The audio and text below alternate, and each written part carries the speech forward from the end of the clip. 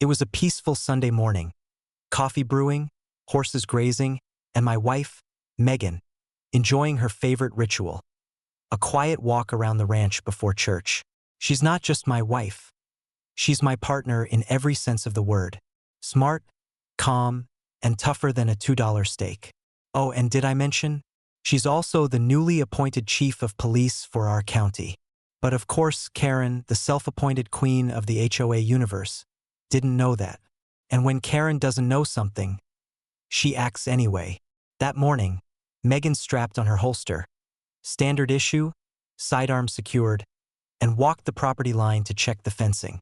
She wore jeans, a button-up, and her badge on her belt. Nothing fancy, nothing threatening, until, apparently, Karen spotted her through binoculars. Within 10 minutes, I got a call from my neighbor, Old Man Jeff. "Walker, you better get out front. Karen's out there losing her mind again." I sighed, grabbed my hat, and walked down the gravel driveway, and there she was. Karen stood at the property line on her phone, waving frantically at a passing patrol car. Yes, right there. She's armed and dangerous, wearing a gun. I'm in fear for my life. I could practically feel my blood pressure rise. The officers stopped their car, looking confused. They saw Megan calmly fixing the latch on the pasture gate, not even acknowledging the chaos. Karen ran up to them, still shouting, "That woman! She's brandishing a firearm in public. Do your jobs before someone gets hurt."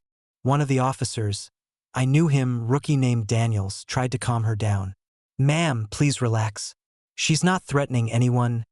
"Relax," Karen screamed. "She's carrying a gun. Arrest her."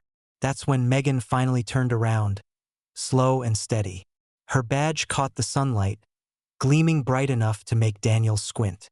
"Morning, officers," she said in her calm, no-nonsense voice.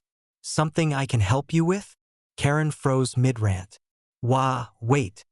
What is that on your belt?" Megan smiled politely. "My badge." "Badge? Chief of police, ma'am. You might have heard of me."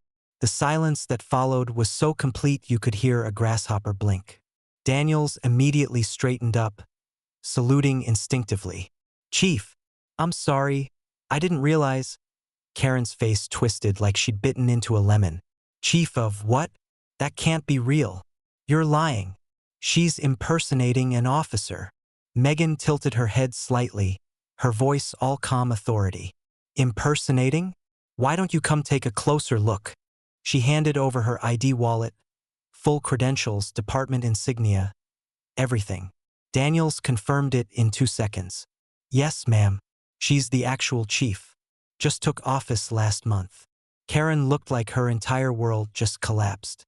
"You mean, she's the one in charge of you?" she asked, pointing between the officers and Megan. Daniels nodded. "Technically, yes, ma'am." Megan folded her arms, giving Karen that look every cop uses when they're done being nice. "Ma'am, you just called 911 to report an armed suspect who turned out to be the chief of police, standing on her own property. That's filing a false report on a law enforcement officer." Again, Karen sputtered. But she was wearing a gun. "Legally, as is my right as both a citizen and the chief. You're dangerously close to harassment charges." At that point, I walked up beside Megan and tipped my hat. "Morning, Chief. You need backup?" She smirked. "No need, Sheriff. Looks like this one's already under control." The 2 officers tried so hard not to laugh. Karen gasped. "You're the sheriff? And she's the chief?